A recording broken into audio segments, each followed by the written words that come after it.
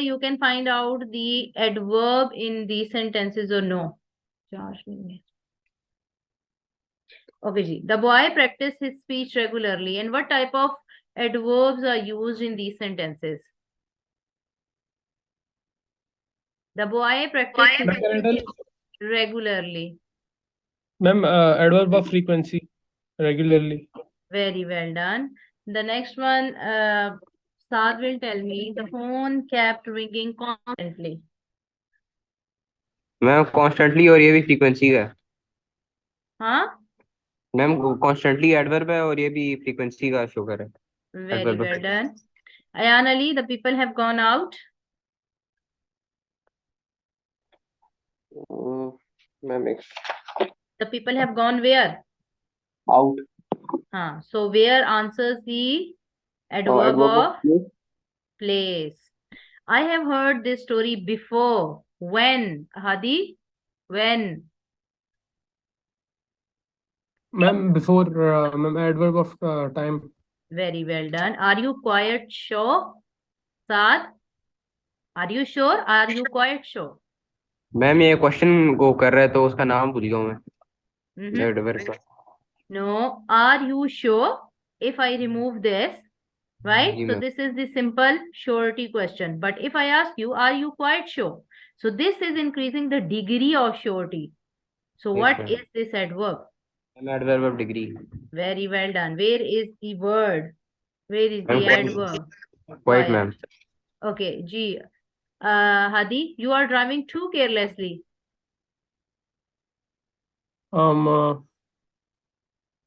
You are driving carelessly. You are driving too carelessly. Ma'am,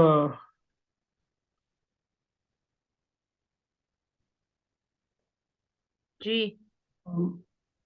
2 is increasing the degree of carelessly. So it is. ma'am, manner होगा ये. No. You are driving carelessly. You are driving too carelessly. Ma'am, So which adverb of adverb? frequency. Very well done. Adverb of not frequency. Adverb of it is increasing the degree, the intensity. अच्छा. आप emojis वगैरह डालना बंद करें, ये जो आप कर रहे हैं, तो फिर आप जो है ना इधर फोकस करें। सुन रहे हैं हादी? अच्छा जी, अच्छा जी, शायद बाय चांस हो गया, मुझे नहीं पता, लेकिन आपके उस पर मुझे नजर आया था। ठीक है, आपका रिएक्शन। अच्छा, you are driving too carelessly, इसमें आ गया too which is the adverb of degree. I always try my best. जी, always. Saad will tell me. जी ma'am. Always is what? I always try my best. How ma'am ये often? How often? जी ma'am. तो ma'am उसका नाम नहीं याद आ रहा एडवर्ब के, वो Adverb समझ। of frequency. When you answer, when you get the answer of how often, it means that adverb of frequency has been used. If you get the answer of how much, it means that adverb of degree has been used. If you get the answer of how, manner का adverb has been used. ठीक है? Where, adverb of place. When, adverb of time. Is that clear? Yes, ma'am. Okay. You are quite right, Ayan Ali.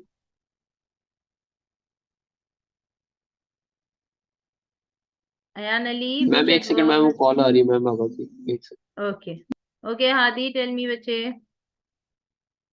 Abdullah is also here. Assalamu alaikum, Abdullah. Okay, Abdullah, did you go through adverb and its kinds? Okay, so tell me, you are quite right. Which adverb has been used in this sentence?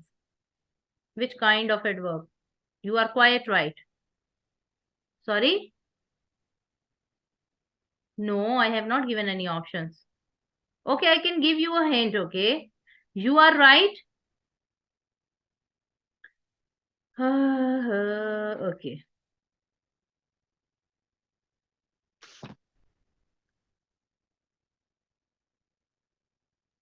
Yes, ma'am. Wait. This is the very first adverb. Adverb of degree. Got it? Abdullah got it? Okay, let's move to the next one. Adverb of time. Adverb of cause or reason. Adverb of place. Adverb of frequency, how often? Conjunctive adverb, when it becomes used as a conjunction. Interrogative adverb, when it starts with the WH question. Relative adverb, when it relates with the verb, okay? Place. Adverb of attitude. Okay, ji. Now tell me. You are quite right. You are right. You are quite right. Intensity is increasing. Very well done. Adverb of degree. Okay, now Saad will tell me he solved the problem quickly.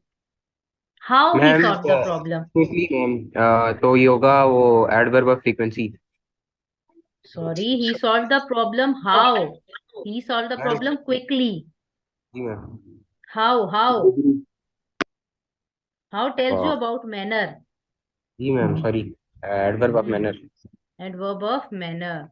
Okay, Ayan Ali. I have heard enough. I have heard enough. So enough is what? Which type adverb of? Of degree. Very well done. Adverb of degree. The boy often makes the same mistake. The boy often makes the same mistake. G. Abdullah. Very well done, because often tells you how many times the boy has made the same mistake. Okay, the boy has made the same mistake or he makes the same mistake. Why are you still here? Ji Hadi. Here, where? Ma'am adverb of ma'am वो ma'am Y आ रहा है तो इसमें ma'am वो वाला है, क्या नाम था उसका, वो reason reason Hmm. Reason adverb of reason. बच्चे, I did not ask you to explain the sentence. I am asking you about the adverb. ठीक है?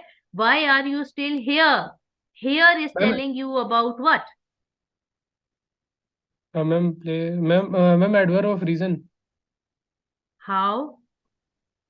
I मैम am ये asking मैम about here, बच्चे. I am talking about here. Here is position, location. Adverb of place ma'am. Yes, adverb of place. Why are you still here? It is asking you about the position. But if I ask you what is the function of why here, then you will tell me it is the adverb of reason. Okay? I am asking you about here. Interrogative adverb नहीं होगा? हाँ जी, interrogative है ना, लेकिन ये manner में भी आता है। सॉरी, मैनर में कह रही हूँ, उसमें रीजन में। ठीक है, क्योंकि वाई तो रीजन के लिए होता है ना। अच्छा जी, I could hardly recognise him. Hardly, जी Ayan Ali. Adverb of frequency. Adverb of frequency hardly का how? I could recognize him. I could hardly recognize him. Ma'am या फिर डिग्री होगा? Yes, degree होगा. The little kid is too shy to sing. Ji Abdullah.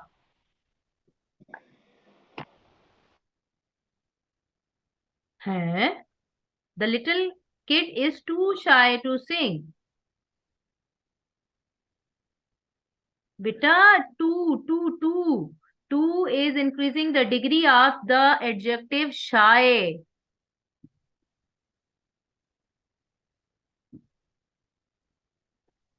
Beta, we are talking about adverbs and their adverbs kinds. ठीक है? We are talking about kinds. First of all, listen to me. Abdullah, listen to me carefully. If I remove this two from here, okay? If I remove it. Now read the sentence. The little kid is shy to sing. The little kid is what? Shy to sing, right? If I ask you, the little kid is too shy. Now it is increasing the intensity of this behavior, yes or no? तो फिर ये क्या हो गया? जो Yes, degree बढ़ाता है, intensity बढ़ाता है, वो क्या होता है? Adverb of degree. अब वो डिग्री बढ़ा रहा है ना शाइनेस की, कि द किड इज शाय, बल्कि टू शाय। ठीक है ना। किड शाय तो है लेकिन वो बहुत ज्यादा शाय है। समझ आ गई। आप मच क्यों यूज करते हो, मोर क्यों यूज करते हो, मोस्ट क्यों यूज करते हो, डिग्री बढ़ाते हो ना, कंपैरिजन करते हो। ठीक है। अब मोर और मोस्ट तो कंपैरिजन में यूज होता है दो थिंग्स का और आपस में एक से ज्यादा चीजों का, लेकिन जो टू है वो इंटेंसिटी बढ़ाता है, वो डिग्री बढ़ाता है जब एडजेक्टिव की, तो वो आपके पास एडवर्ब ऑफ क्या बन जाता है, degree. Degree. The horse galloped away. Now away is which kind of adverb. जी बच्चे। Adverb of place. Adverb of place, very well done, शाबाश। Next one is assessment of adverb phrase. Okay, you just have to identify the adverb phrase. Adverb phrase, let me remind you, adverb phrase is more than one word acting as an adverb. ठीक है, जब एक से ज्यादा words आपके लिए adverb का काम करेंगे, जो वर्ब को डिफाइन करेंगे, तो वो आपके पास एडवर्ब फ्रेज होगा।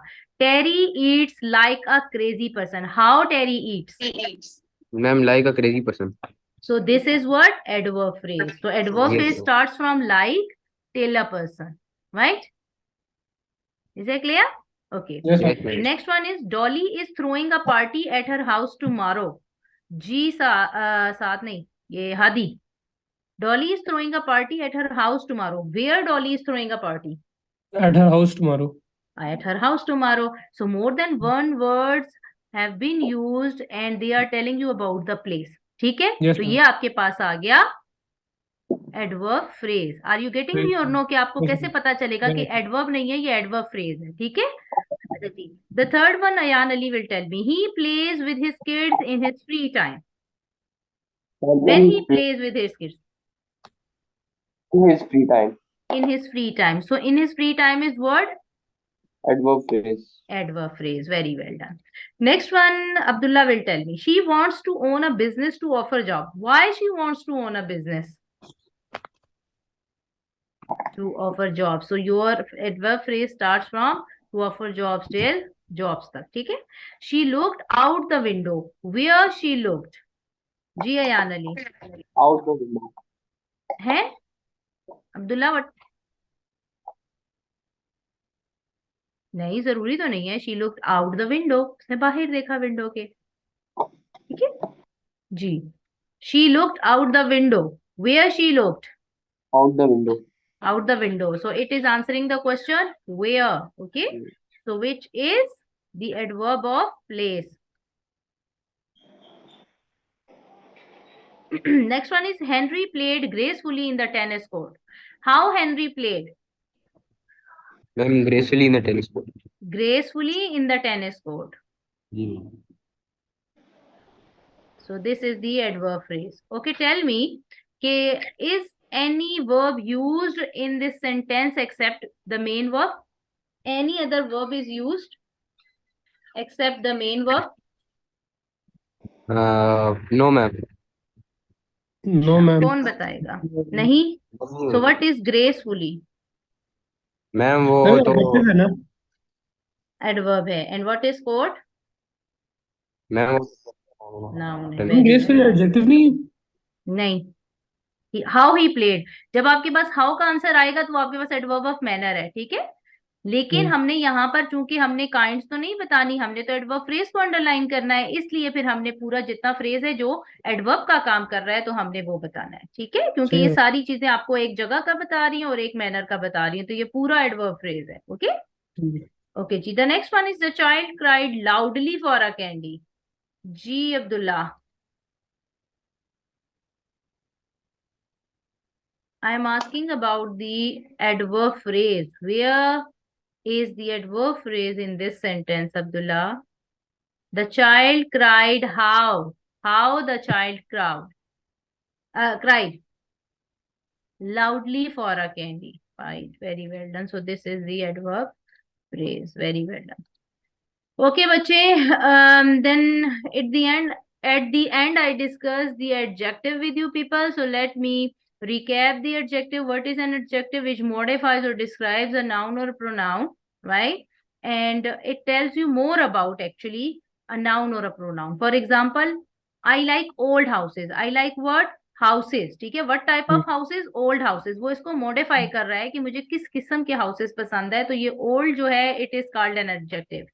The boy is tall and skinny, sometimes we use the compound adjective, यानी दो एडजेक्टिव हम एक साथ यूज करते हैं, ठीक है, ग्रुप में। अब जैसे the boy is tall and skinny, अब ये हमने दो एडजेक्टिव एक साथ यूज किए, ठीक है, तो ये भी आपके पास एडजेक्टिव ही है, लेकिन ये कंपाउंड एडजेक्टिव है आपके पास। Jane is smarter than her brother, अब स्मार्टर जो है ये आपके पास कंपैरेटिव डिग्री है आपके पास एडजेक्टिव की, तो आपके पास एडजेक्टिव जो है कंपैरेटिव डिग्री में, सुपरलेटिव डिग्री में भी आएंगे तो वो एडजेक्टिव ही कहलाएंगे। Is that clear? So Yes, Jane ma'am. Is smarter than her brother, smarter is adjective over here. Is that clear? Yes, ma'am. Ayaan समझ आ रही है बच्चे? Yes ma'am. अच्छा, एडवर्बियल फ्रेज तो मैंने आपसे अप्रेजल ले लिया, आपसे एडवर्ब एंड काइंड्स का अप्रेजल ले लिया, लेकिन एडवर्बियल क्लॉज का नहीं लिया। सो who will tell me about the difference between an adverbial phrase and a clause? I explained it in detail that day.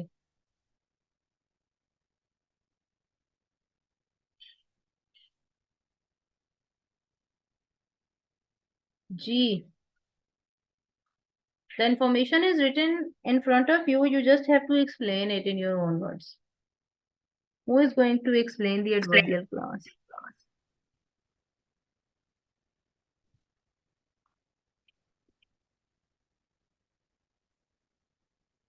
Ma'am मैं बता दूं। जी। मैम जो एडवर्बियल क्लॉजेस होते हैं वो मेन क्लॉज से कनेक्टेड होते हैं हम्म। सबऑर्डिनेटिंग इंजेक्शंस के थ्रू, हम्म। जैसे when, where, etcetera. Can you give any example? Ma'am ये लिखिए, ma'am I will call you when I arrive. So why I have underlined this when? Ma'am क्योंकि ये सबऑर्डिनेटिंग इंजेक्शन है, हाँ, and it is connecting the main the clause and the dependent adverbial. clause with the main clause, right? Adverbial clause में आपके पास याद रखिएगा हमेशा answer आपके पास वही सबके आएंगे, when का आएगा, why का आएगा, where का आएगा, how often का, how much का एंड how का आएगा, ठीक जी है। मैम। क्योंकि इसी तरह एडजेक्टिव क्लॉजेस भी तो होती हैं, लेकिन उसमें by, when, where, how much, how often के आंसर नहीं आते, इसीलिए उनको हम एडजेक्टिवल क्लॉजेस कहते हैं, एडवर्बियल क्लॉजेस नहीं कहते। इज ठीक दैट है। Clear? Yes Ayaan ma'am. Ali समझ आ रही है बच्चे? साथ यस। अब्दुल्ला समझ आ रही है कि नहीं आ रही है? एडवर्बियल क्लॉजेस में आपके पास सब्जेक्ट और मेन वर्ब लाजमी होता है, ये रखिए, याद रखिएगा, बस ये मेन चीज है। फ्रेज में आपके पास वर्ब नहीं होते, ठीक है, फ्रेज में आपके पास वर्ब नहीं होते, अलबत्ता आप में क्लॉज के पास आपके पास जो है वर्ब लाजमी होता है। ओके जी, so I explain the adjective, now let's move to the types of adjectives. I explain the order of adjective as well, मैंने आपको एक लॉन्ग लिस्ट दी थी पहले, वो आपके पास टोटल 13 से 14 थे, ठीक है, लेकिन जो मेन मेन होते हैं, जो इंपॉर्टेंट वन है, वो सिंपल ये है। सबसे पहले डिटर्मिनर आता है, उसके बाद ओपिनियन आती है, फिर साइज, फिर शेप और age, colour, origin and material, ठीक है, जो मेन मेन आते हैं वो ये हैं। बाकी जो मैंने आपको अलिफ से लेके ये तक जो बताया, ए टू जी, वो आपके लिए एक इंफॉर्मेशन है, जरूरी नहीं है कि वो अलिफ से लेके ये तक ही आए, ए टू जी ही आए, ठीक है, लेकिन वो उसकी जो ऑर्डर है वो उसी तरह ही रहता है उसमें, ठीक है। अच्छा जी, there are different kinds of adjectives, ठीक है, एडजेक्टिव ऑफ पोजेशन और possessive adjectives. Can you understand by the word possessive adjectives which shows the possession of a quality, right? For example, if I say the book is on the table, अब मैं कह रही हूँ book जो है table पर है, ठीक है, वो एक सिंपल सेंटेंस होगा, I am talking about a general book, right? But if I say my book is on the table, now I am showing my possession to this book. समझ आ रही है boys?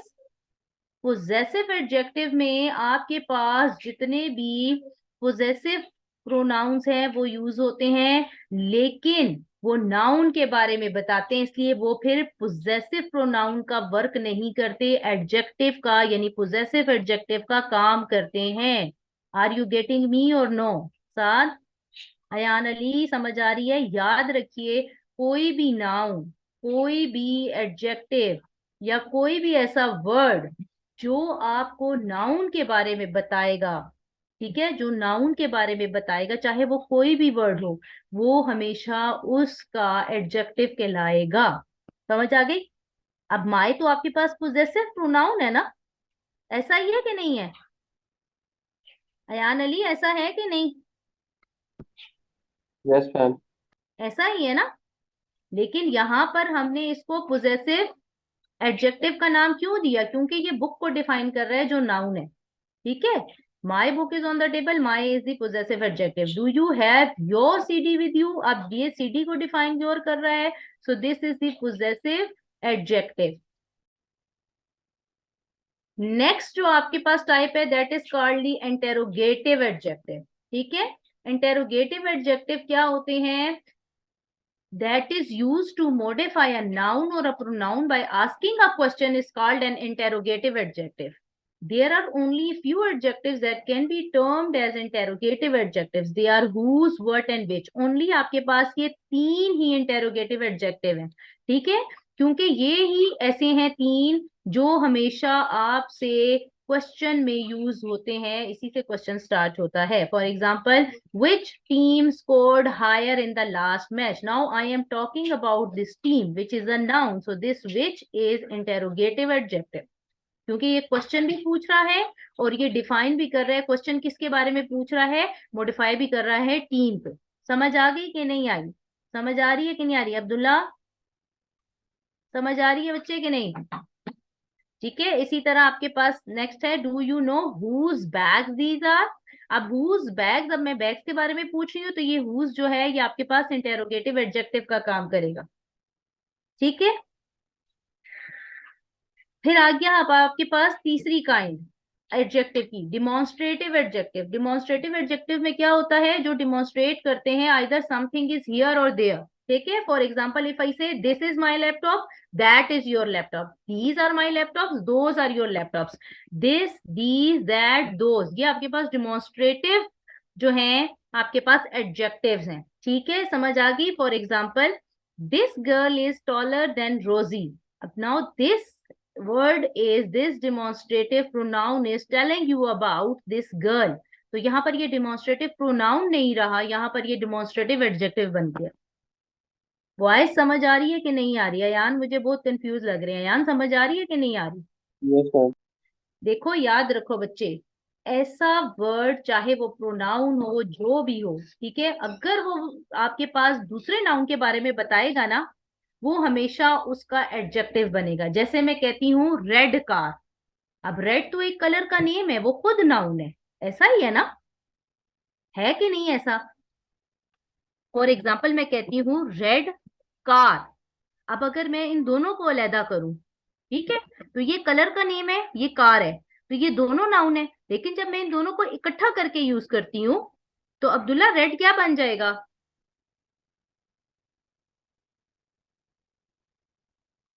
Abdullah,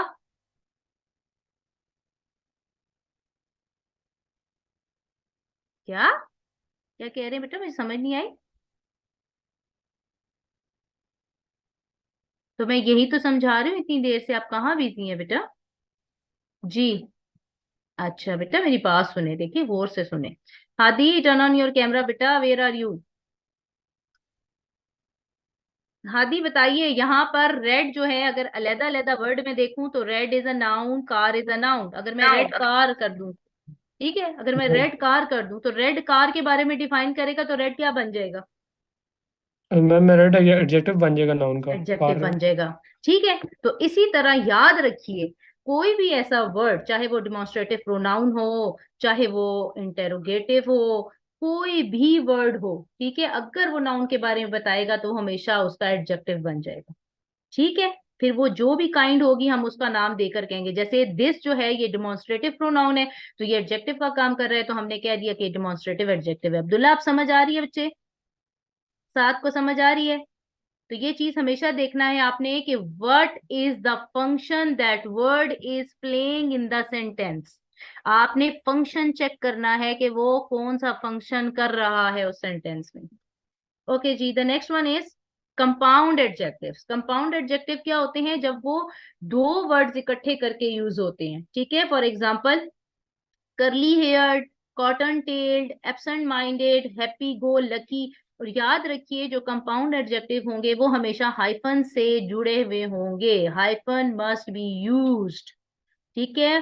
for example, she is the most easy going girl in the school. Now easy going is a compound noun which tells you about this girl, so it became a compound adjective. समझ आ गई अब्दुल्ला, अयान, हादी, साथ? समझ आई कि नहीं आई बच्चे? अच्छा जी, फिर आपके पास नेक्स्ट आ जाता है न्यूमेरल एडजेक्टिव। न्यूमेरल जैसे नंबर, आपको समझ आती है ना, न्यूमेरल नंबर से ही निकला हुआ है। Which shows the number like many, few, several, one, two, etcetera. For example याद रखिए, जो न्यूमेरल एडजेक्टिव है और जो आपके पास क्वांटिटेटिव एडजेक्टिव है जिसमें क्वांटिटी बताई जाती है, इन दोनों में फर्क क्या है? न्यूमेरल एडजेक्टिव में हमेशा आपके पास काउंटेबल नाउन्स होते हैं और वो एडजेक्टिव का काम करते हैं, ठीक है। फॉर एग्जाम्पल फ्यू डॉग्स, ठीक है। अब डॉग जैसे जिनको हम काउंट कर सकते हैं, तो फ्यू हमने यहाँ पर न्यूमेरल एडजेक्टिव के तौर पर लिया। समझ आ रही है? फ्यू में आपके पास 10 भी हो सकते हैं, 12 भी हो सकते हैं, 15 भी हो सकते हैं, लेकिन जो क्वांटिटेटिव एडजेक्टिव है उसमें आपके पास काउंटेबल नाउन्स नहीं होते। आप सम, आप आपको क्या पता है ये सम कितना है? समझ आ रही है? ये हमेशा नॉन काउंटेबल नाउन्स के साथ यूज होते हैं। अच्छा जी, फिर आपके पास आ जाता है नेक्स्ट जो काइंड है डिस्क्रिप्टिव एडजेक्टिव, जो डिस्क्राइब करते हैं कि वो चीज कैसी है, long, tall, short, beautiful. For example, the foolish old cow tried to sing, ठीक है। अब ये काउ, क्रो, क्रो है, sorry, the foolish old crow tried to sing. अब ये क्रो के बारे में कौन से वर्ड यूज हो रहे हैं? फुलिश एंड ओल्ड, ये डिस्क्राइब कर रहे हैं ना क्रो को, ऐसा ही है ना, तो ये डिस्क्रिप्टिव एडजेक्टिव हो गए। फिर प्रॉपर एडजेक्टिव क्या होते हैं? जो प्रॉपर नाउन्स के साथ यूज होते हैं, ठीक है। फॉर एग्जाम्पल, अब जैसे हम फ्राइज की बात करते हैं, जो फेमस फ्राइज है वो कौन सी है? French fries. तो अब ये फ्रेंच प्रॉपर नाउन है, ठीक है, तो हमने इसके साथ यूज किया, इसका एडजेक्टिव बन गया। फिर इसी तरह सोल्जर, कौन सा सोल्जर? जर्मन, ये प्रॉपर नाउन है, ये इसके साथ यूज किया, इसका एडजेक्टिव बन गया। इसी तरह इंग्लिश पीपल, ठीक है, या इंग्लिश। फिर आपके पास एग्जाम्पल क्या है? The British professor is teaching in the class. अब यहाँ पर जो प्रोफेसर है उसके बारे में बताया जा रहा है, कौन सा प्रोफेसर? ब्रिटिश। ये ब्रिटिश एडजेक्टिव बन गया जो प्रॉपर नाउन है, इसीलिए हम इसको प्रॉपर एडजेक्टिव कहते हैं। आर यू गेटिंग मी और नो बॉयज? समझ आ रही है हादी, अब्दुल्ला, साद? अच्छा जी, आप लोगों ने ये चीजें पहले पढ़ी हुई हैं, आपको फिर आती होंगी ना? पढ़ी हुई है बेटा ये चीजें पहले? अब्दुल्ला ने नहीं पढ़ी, साद ने पढ़ी है, अयान आपने पढ़ी है बेटा? मैम हादी ने भी पढ़ी है? उनमें से कुछ कुछ, यानी कि मैम इनमें इतनी से डिटेल से नहीं पढ़ी, वैसे नाम वगैरह बस इतनी डिटेल से नहीं पढ़ी। अच्छा ठीक है, तो बेटा कुछ समझ आ रही है आप लोगों को? जी मैम, अच्छी समझ आ रही है। चले ठीक है। अच्छा, फिर आ जाती हैं एक्सक्लेमेटरी एडजेक्टिव्स, ठीक है। एडजेक्टिव की एक और काइंड होती है जिसको कहते हैं एक्सक्लेमेटरी एडजेक्टिव। तो एक्सक्लेमेटरी आपको पता है वो एक्सप्रेशन जो शो करता है, ठीक है। जैसे मैं कहती हूँ व्हाट अ जीनियस। अब ये जीनियस तो नाउन है आपके पास, क्योंकि हम तो किसी बंदे को रेफर कर रहे हैं ना। तो फिर ये वर्ड जो है जीनियस के बारे में बता रहा है, what a genius, what an intelligent person. तो ये सारे जो व्हाट अ जीनियस और ये सारे जिसके एंड में एक्सक्लेमेटरी मार्क भी होता है वो एक्सक्लेमेटरी एडजेक्टिव होता है, ठीक है। समझ आ रही है? फिर इसी तरह दूसरा आपके पास एक्सक्लेमेटरी जो एडजेक्टिव है वो है व्हेन इट हैपन। मतलब ये एक्सप्रेशन शो कर रहा है जो व्हेन है, क्योंकि ये अगर आप मरियम सीरीज की पुरानी वाली बुक्स देखें ना जो गेस्ट पेपर से, ठीक है, उसमें भी उन्होंने ये ऑप्शन एक दिया हुआ था कि when is used as what. उन्होंने नीचे ऑप्शन में एक एक्सक्लेमेटरी भी दिया हुआ था, ठीक है। तो ये बच्चे कंफ्यूज हो जाते हैं कि व्हेन कैसे एक्सक्लेमेटरी बन जाता है। समझ आ रही है आपके पास एक्सक्लेमेटरी एडजेक्टिव? तो चूंकि ये शो करता है एक्सक्लेमेशन, यहाँ पर एक्सक्लेमेशन शो कर रहा है ना, कि मतलब वो हैरानगी से आप फीलिंग्स शो कर रहा है कि व्हेन इट हैपन।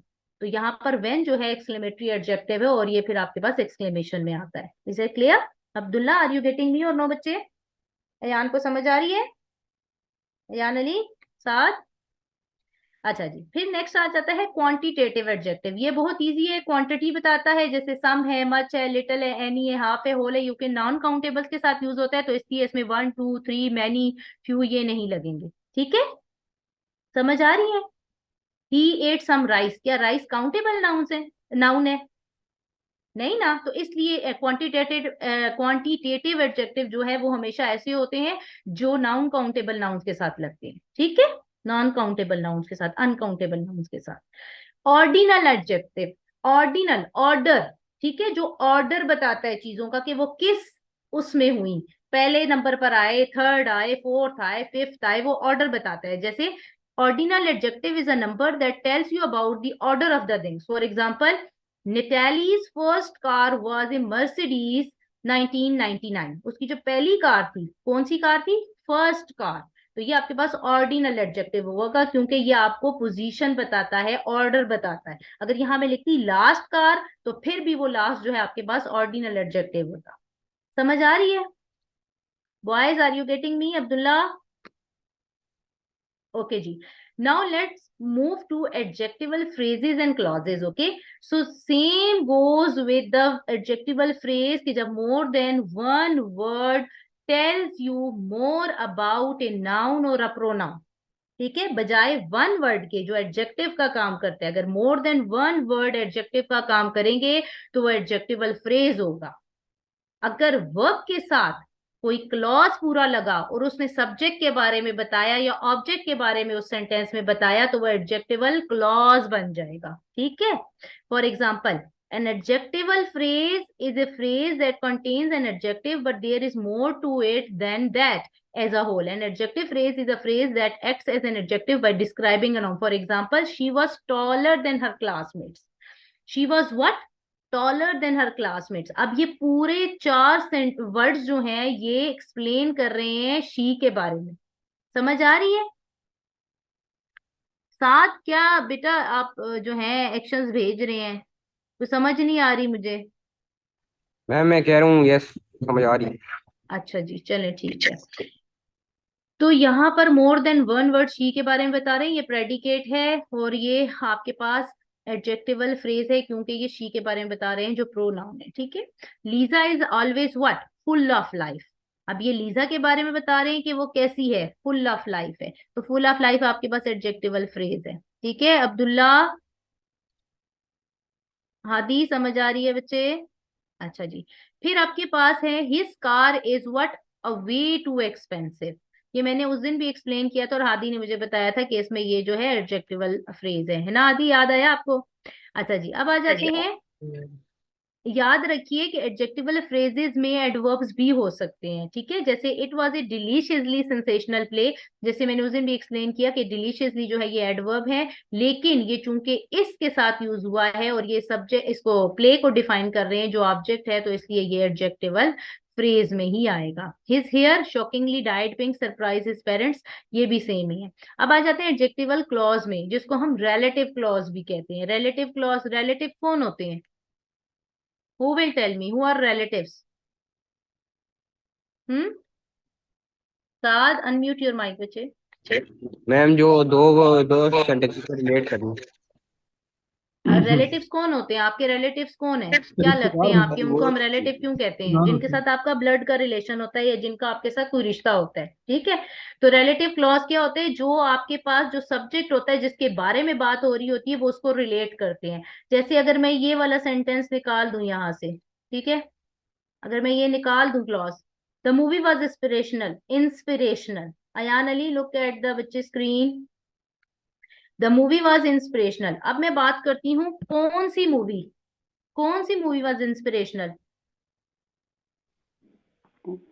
कौन सी मूवी की बात हो रही है अब्दुल्ला?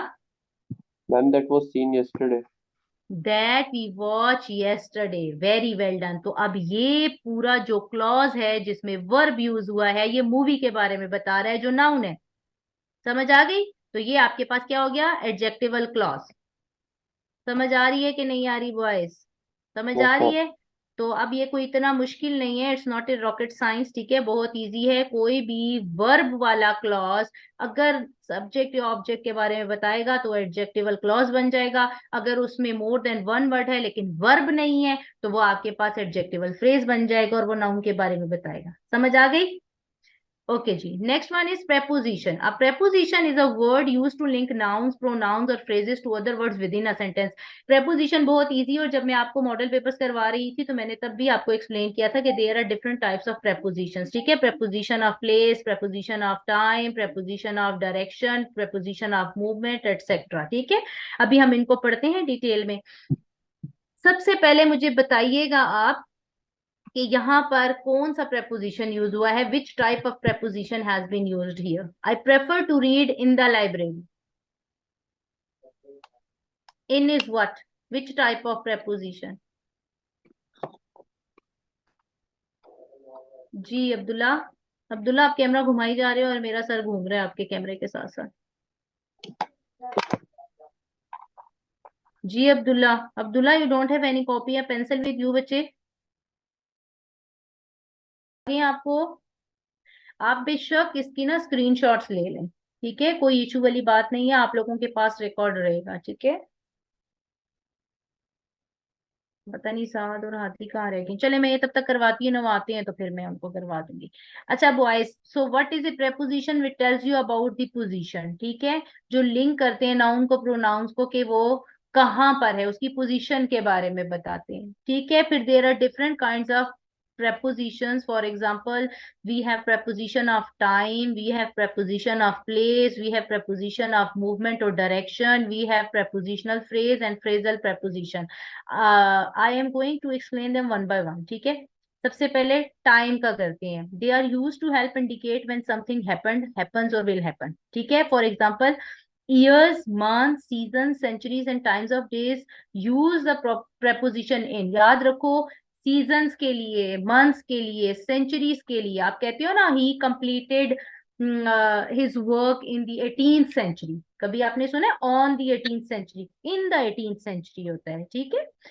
तो ये याद रखिए, पास प्रपोजिशन ऑफ जो टाइम है, प्रपोजिशन ऑफ जो टाइम है वो किन किन चीजों में यूज होते हैं, ईयर्स के लिए, मंथ्स के लिए, सीजन्स के लिए। आप हमेशा यही कहते हो ना, the flower bloom in spring season, ठीक है, the flowers bloom in spring season. आप ये तो नहीं कहते the flowers bloom on spring season, समझ आ गई। तो years, month, season, centuries, times of day use the preposition in, ठीक है।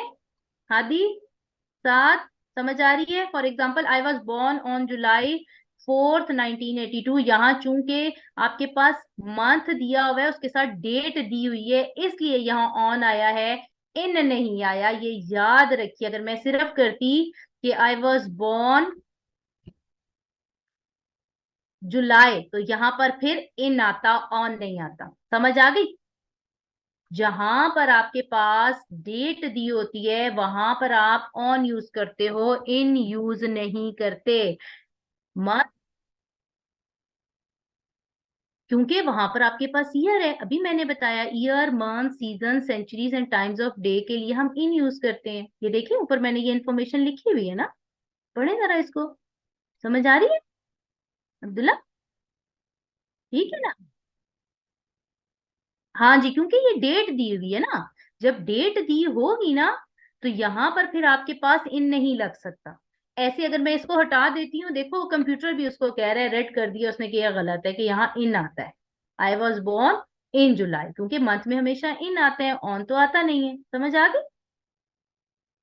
आर यू गेटिंग मी और नो बॉयज? अच्छा जी, फिर नेक्स्ट आ जाते हैं हमारे लिए for days, dates and specific holidays use a preposition on. जहां पर आपके पास डेट्स यूज होंगी, डेज यूज होंगे, जैसे आप वेडनेसडे यूज करते हो, ट्यूसडे यूज करते हो, संडे यूज करते हो, मंडे यूज करते हो, उसके साथ ऑन लगता है। इसी तरह डेट्स के साथ भी ऑन लगता है, जैसे Christmas is on December 25th, यहाँ पर इसीलिए ऑन July 4th लिखा हुआ था। अब्दुल्ला समझ आ रही है? Buy me a present on my birthday, अब ये आपके पास स्पेसिफिक चूंकि हॉलीडे है, ठीक है, आपके पास आपके लिए स्पेसिफिक है, ठीक है। वैसे यहाँ पर बर्थडे के लिए हमेशा ऑन ही यूज किया जाता है, इसका कोई खास रीजन नहीं है, बर्थडे स्पेशल दिन होते हैं, आपके लिए कोई स्पेसिफिक हॉलीडे नहीं है, सबके लिए, ठीक है। हाँ, 25 दिसंबर है जिसको क्रिसमस कहा जाता है, ये स्पेसिफिक हॉलीडे है तो इसलिए यहाँ पर ऑन लगा है, ठीक है। गॉट इट और no? Years, month, season, centuries, times of day. Times of day क्या होते हैं, इसमें एक एक्सेप्शनल केस भी है, ठीक है, मैं बताती हूँ वो क्या है। टाइम्स ऑफ डे क्या होते हैं, मॉर्निंग, इवनिंग, आफ्टरनून, ठीक है, नून, इन सब में आपके पास इन लगेगा, लेकिन जहां आ जाती है नाइट, समझ आ गई, वहां पर आपके पास एट लगता है, वहां इन नहीं लगता। अब्दुल्ला, अयान, हादी समझ आ रही है बेटा? अच्छा जी, अब जाते हैं प्रपोजिशन ऑफ प्लेस। याद रखिए प्लेस के लिए हम most of the time at use करते हैं, वो बहुत कम केसेस होते हैं जिसमें इन यूज होता है। ठीक है, जब वो कोई कंफाइंड जगह ना हो तब हम जो है वहां पर इन यूज करते हैं, वरना कंफाइंड जगह हो या कोई स्पेसिफिक जगह हो उसके लिए हम हमेशा एट यूज करते हैं। ठीक है, अब जैसे मैं अमेरिका की बात करूं, वी लिव इन अमेरिका होगा, वी लिव एट अमेरिका नहीं हो सकता।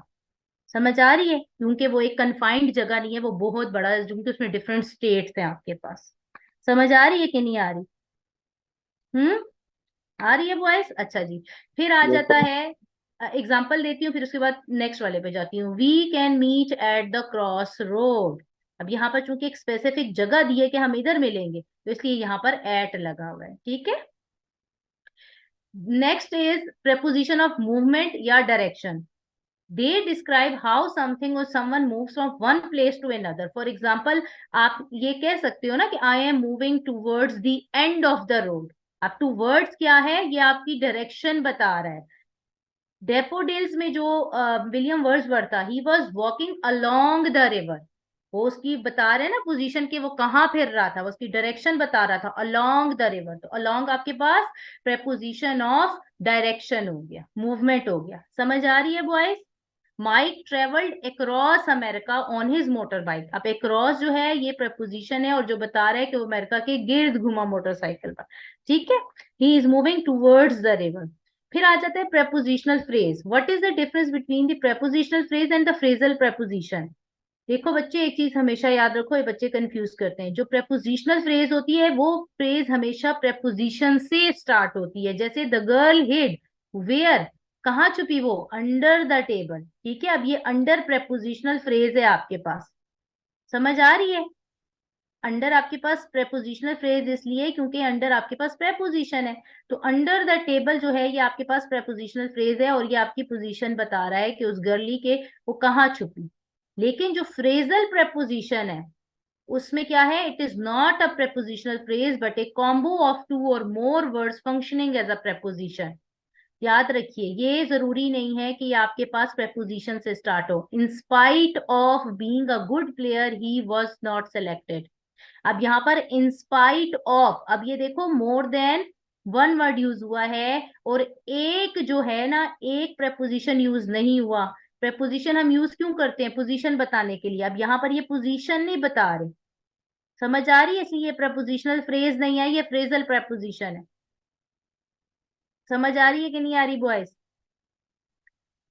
चलो, ये वैसे इतना जरूरी नहीं है, मैंने सिर्फ इसलिए बताया। बाज़ औक़ात ऐसा होता है कि वो prepositional फ्रेज और फ्रेजल preposition दे दें, तो आपको कम से कम फर्क पता हो दोनों में। prepositional फ्रेज में हमेशा preposition से स्टार्ट होगा, मोर देन वन वर्ड। और फ्रेजल preposition में जब preposition दो तीन मिलेंगे, ठीक है, और वो preposition का काम नहीं करेंगे, ठीक है ना, वहां पर वो सिंगल preposition का काम नहीं करेंगे। ठीक है, क्योंकि वो preposition से स्टार्ट नहीं होंगे, इसलिए। Is that clear? अच्छा बच्चे, अब नेक्स्ट आ जाता है pronoun. What is pronoun? It's very easy. Pronoun is use instead of a noun to avoid repetition. ये बहुत इजी है, आप लोग बचपन से पढ़ते आ रहे हो। ठीक है, अदनान, नहीं अदनान नहीं, अब्दुल्ला, क्या हो गया बेटा, सो गए हो आप? There are different kind of pronoun. Personal pronoun क्या है? यहाँ पर पर्सनल प्रोनाउन इस एग्जाम्पल में कौन बताएगा? Hadi, where is the personal pronoun in this sentence? We all can't be heroes. Personal pronoun what is we personal pronoun? Person से निकला है, पर्सन से। जो हम्म अच्छा, who will ma'am tell me what is the first person pronoun, second person pronoun and third person pronoun? किसको पता है first person, second person, third person pronoun क्या होते हैं ये? साद, आपको आता है बेटा? सुने, फर्स्ट पर्सन अब्दुल्ला बता रहे हैं, ये साद को नहीं आ रहा। Ayaan Ali, would you like to tell? Ma'am नहीं आते। देखो याद रखो, फर्स्ट पर्सन प्रोनाउन क्या होता है? फर्स्ट पर्सन हमेशा बंदा खुद से स्टार्ट करता है। ठीक है, तो आई और वी, समझ आ गई? ये फर्स्ट पर्सन प्रोनाउन है, आई और वी। आई मेरा अकेला, वी हम सब। तो फर्स्ट पर्सन हमेशा अपने से स्टार्ट होता है, ये याद रखो जहन में। ठीक है, तो ये फर्स्ट पर्सन हो गया। सेकंड पर्सन जब आप सामने वाले से बात करते हो, जो आपके सामने होता है, यू एंड योर। समझ आ गई? थर्ड पर्सन जो अननोन पर्सन होता है, ही शी इट, वो थर्ड पर्सन प्रोनाउन है। समझ आ गई अब ये मेरे हाल है, हमेशा याद रहेगा अगर आप इस तरह याद करोगे। First person is you, second person to whom you are talking, third person जो कोई भी तीसरा बंदा है, ही शी इट। समझ आ गई? अब बताइए यहाँ पर पर्सनल प्रोनाउन कहाँ है? अब हमारे पास पर्सनल प्रोनाउन क्या है? और ये पर्सनल ही प्रोनाउन है जो मैंने आपको बताए हैं। मैम ये आई और we, we first person. Very well done, आपके पास वी आ गया पर्सनल प्रोनाउन। जी समझ आ गई आदि? अच्छा जी, फिर है पोजेसिव प्रोनाउन। अब मैं आपको ये पढ़ के सुनाती हूँ सेंटेंस। पोजेसिव क्या होता है? पोजेशन शो करता है। Shall we follow his instruction और देयर्स। अब बताइए कि जो पोजेसिव प्रोनाउन है वो कहाँ है? वी है, हिज है और देयर्स है। मैम हिज और देयर। सॉरी साथ। मैम हिज और देयर्स में। वेरी गुड, शाबाश, वेरी वेल डन। अब्दुल्ला आप बताना पसंद करेंगे बेटा ये दोनों क्यों हैं?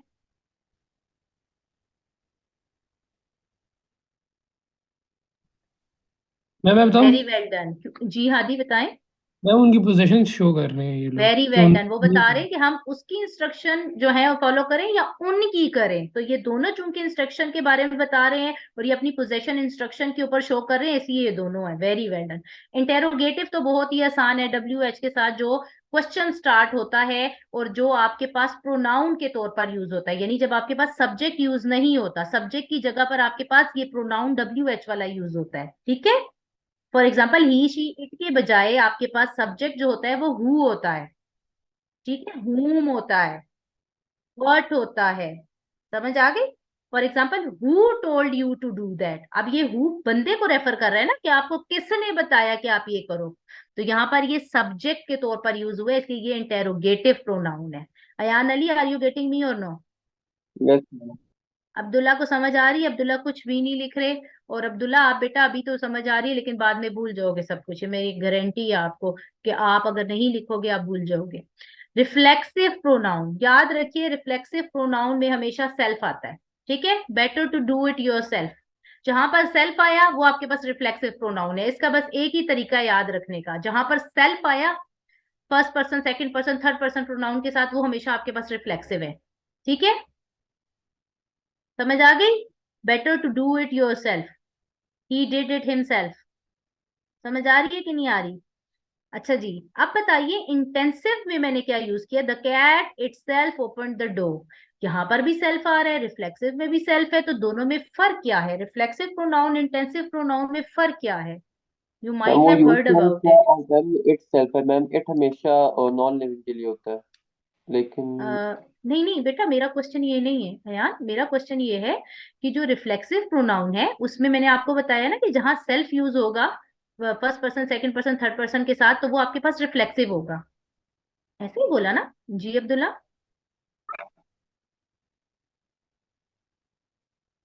नहीं नहीं, ये भी नहीं है, मैं बताती हूँ। इंटेंसिव में भी सेल्फ आएगा, ठीक है, इंटेंसिव में भी सेल्फ आएगा, लेकिन दोनों में फर्क क्या है? अब इसका नाम पढ़ो, रिफ्लेक्सिव प्रोनाउन वो तो समझ आ गई। इंटेंसिव किसको कहते हैं? जो किसी चीज की इंटेंसिटी को बढ़ाता है या शो करता है।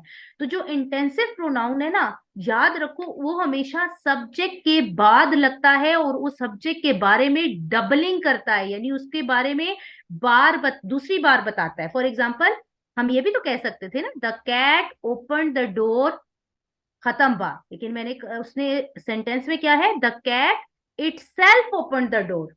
उन्होंने क्या किया? इसको एम्फेसाइज किया इट सेल्फ को। समझ आ रही है?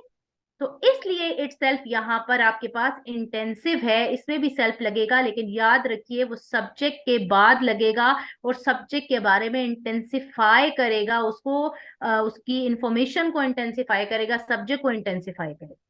समझ आ गई Ayaan? Abdullah, yes ma'am. Abdullah why are you sitting in the dark? इतना अंधेरा क्यों है? अच्छा, ठीक है, समझ आई हादी? हादी को मैं अभी ना जूम यूजर कहने वाली थी।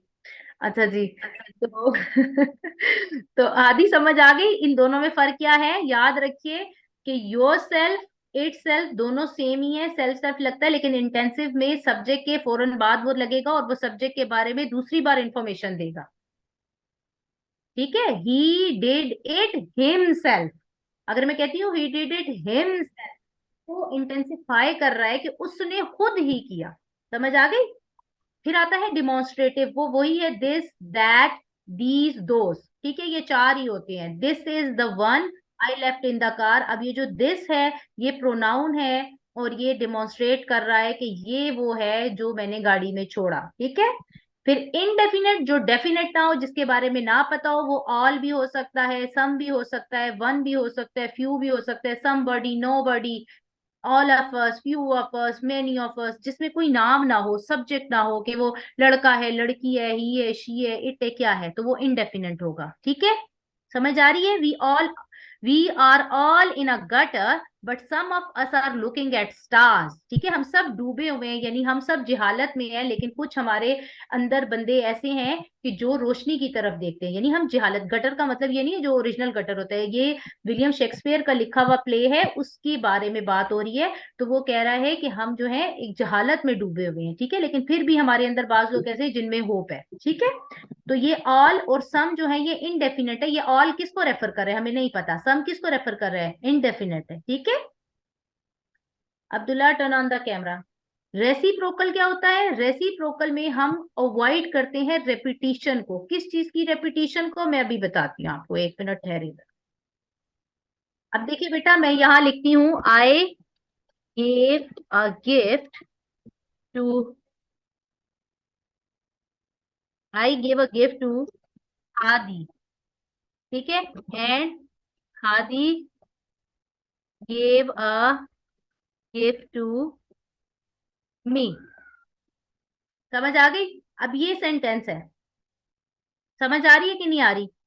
अब इसमें रेपिटिशन है कि नहीं? गेव अ गिफ्ट है। Instead of yes. Writing these two sentences, मैं लिखती हूं Me and Hadi gave a gift to each other. We gave gifts to each other. समझ आ गई आपको? समझ आ गई बच्चे? तो इसका क्या मतलब हुआ? इसका मतलब ये हुआ जो ईच अदर है और वन अनदर है, ये रेसिप्रोकल प्रोनाउन है। वो रिपीटिशन को अवॉइड करने के लिए हम क्या करते हैं, दो दो सेंटेंसेस लिखने के बजाय ईच अदर और वन अनदर, ये सिर्फ दो ही है रेसिप्रोकल प्रोनाउन। समझ आ गई? अयान अली समझ आ रही है बच्चे? Yes Abdullah, ma'am. साद, हादी। अच्छा जी। अब रिलेटिव प्रोनाउन बहुत इजी है, वो अभी हमने रिलेटिव प्रोनाउन उसमें भी किया था एडजेक्टिवल क्लॉजेस में। ठीक है, जहां पर आपके पास रिलेटिव प्रोनाउन यूज होगा तो वो आपके पास रिलेटिव क्लॉज कहलाती है, जिसमें रिलेटिव प्रोनाउन होते हैं जो सब्जेक्ट के बारे में रहता है। I met the women whose child was killed, ये हुज किसको रेफर कर रहे हैं?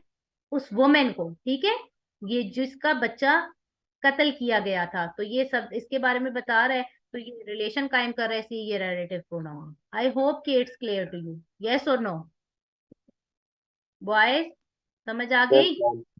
अच्छा बेटा, मैं Yes, थोड़ा सा ma'am. टाइम और लूंगी, मैं चाह रही हूँ कि आज मैं आपके ये खत्म करवा दूं। ठीक है, अच्छा जी। Interjection, interjection is very easy. It is a word or phrase use to express a feeling or request or demand something. ठीक है, जैसे हम कहते हैं ओ माय गॉड, ये क्या हो गया? अब ओ माय गॉड मेरे एक्सप्रेशन को शो कर रहा है। या जैसे हादी कहते हैं उफ मैम कितना पढ़ाती हैं, कितना पढ़ाती हैं। ठीक है, अब ये उफ जो है ना, उफ जो है ये क्या कर रहा है, हादी के एक्सप्रेशंस को फील बता रहा है। ठीक है, हमें फील करवा रहा है हादी के एक्सप्रेशन।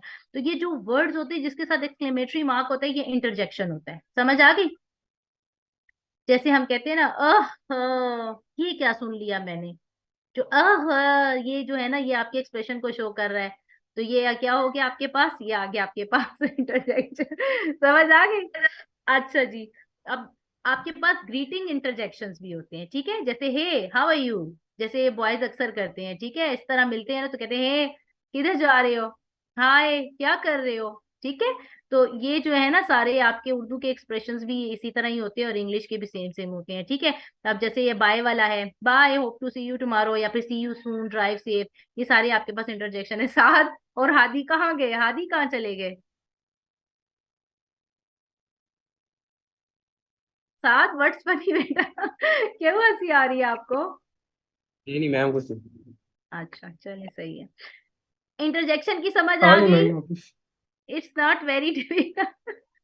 अच्छा जी, इट्स नॉट वेरी डिफिकल्ट, ठीक है, बहुत इजी है, सिर्फ आपके कॉन्सेप्ट्स क्लियर होने चाहिए। आई होप कि आपको मैंने जितने भी पार्ट्स ऑफ स्पीच करवाए हैं, जितनी डिटेल में कराए हैं, आपको समझ आई होगी। अगर फिर भी आपको समझ नहीं आई बच्चे, feel free to ask me, ठीक है। अब मैं आपको काइंड्स ऑफ सेंटेंसेस क्यों करवा रही हूँ, मैं आपको एंड ऑफ द लेक्चर बताऊंगी कि ये आज मैं क्यों खत्म कर रही हूँ, ठीक है। लेकिन ये मैं आपको अभी काइंड्स ऑफ सेंटेंसेस भी करवा देती हूँ। There are different types of sentences. एक होते हैं असर्टिव डेक्लेरेटिव सेंटेंसेस, ठीक है, जो सिंपल सेंटेंसेस होते हैं। For example, she wants to be a good composer, समझ आ गई, जो एक ओपिनियन के बारे में बताते हैं। इसमें पॉजिटिविटी होती है हमेशा, कोई नेगेटिविटी, नेगेटिव साइन यूज नहीं होता जिसमें नॉट हम लगाते हैं या कुछ। ये सिंपल पॉजिटिव सेंटेंसेस होते हैं। इनको असर्टिव सेंटेंसेस भी कहते हैं, इनको डिक्लेरेटिव भी कहते हैं, इनको पॉजिटिव सेंटेंसेस भी कहते हैं। इनके 3 नाम है। साथ ये लिख लें बेटा, आपके काम आएंगी ये चीजें। अयान आप भी लिख लो और हादी लिख लें बेटा। अब्दुल्ला आपने नहीं लिखना बेटा, आप नहीं चाहते आपके काम आए ये चीजें, हैं? लिखे ना तो बेटा। अच्छा जी, हादी बेटा सो गए हैं? अच्छा जी, फिर next one is imperative sentences. Imperative में एनीबडी गिव्स ए कमांड और मेक अ रिक्वेस्ट, ठीक है। इम्पेरेटिव तो आपको पता ही होगा कि कमांड देने के लिए या रिक्वेस्ट करने के लिए यूज होता है। वो तो आपको वैसे ही इस सेंटेंस को पढ़ के समझ आती है। For example, please wait here, go outside, ठीक है, गेट अवे, स्टेप असाइड, ये सारे जिसमें आपके पास कमांड होती है या आप रिक्वेस्ट करते हो। रिक्वेस्ट तो इजी आइडेंटिफाई करना क्योंकि उसके साथ प्लीज लगा होता है, लेकिन जो कमांड होती है उसमें आपको थोड़ा समझना पड़ता है, ठीक है। समझ आ गई, उसकी टोन को आपको देखना होता है। फिर उसके बाद आ जाते हैं इंटेरोगेटिव सेंटेंसेस। ये बेटा मैं आपको क्यों करवा रही हूँ, ये मैं इसलिए करवा रही हूँ तो आप लोग एक्टिव पैसिव करते हो ना, तो उसमें अगर आपको पता हो कि कौन सी टाइप ऑफ सेंटेंसेस हैं तो फिर आप इजिली उसको चेंज कर सकते हो पैसिव में, ठीक है। फिर आ जाता है इंटेरोगेटिव सेंटेंसेस। इंटेरोगेटिव सेंटेंस में you ask a question and often these sentences begin with what and why, ठीक है, how, where, when, do and what. Do you know what the weather will be tomorrow? अब यहाँ पर and में question mark होता है। इसकी सबसे बेहतरीन जो पहचान है वो है question mark at the and, ठीक है, और ऑक्सिलरी वर्ब से स्टार्ट होगा या WH से स्टार्ट होगा, इनका हमेशा सेंटेंसेस का स्टार्ट। फिर एक्सक्लेमेटरी सेंटेंसेस कौन से होते हैं? वो सेंटेंसेस जिसके अंदर आपके पास एक्सक्लेमेटरी मार्क होता है, ठीक है। जैसे it is too dangerous to climb that mountain, इसमें एक्सक्लेमेटरी मार्क होता है, याद रखिए। एक्सक्लेमेटरी मार्क नहीं होगा तो वो एक्सक्लेमेटरी सेंटेंस नहीं होगा। ये आपके चैप्टर नंबर 4 में एक एक्सरसाइज है, उसमें ये पूछा गया है, ठीक है। तो ये वाले जरूरी हैं आपको काइंड्स ऑफ सेंटेंसेस पढ़ाने। फिर नेगेटिव आ जाते हैं। नेगेटिव में आप do, does, did, has, have, had, will, shall के साथ नॉट का यूज करते हो। जैसे आप कहते हो she shall not have to do it, she does not do it, ठीक है, she did not do it. तो ये आपके पास आगे काइंड्स ऑफ सेंटेंसेस। अच्छा बॉयज, आज मेरी आपके साथ लास्ट क्लास थी, मैंने इसलिए थोड़ा टाइम आपका ज्यादा लिया।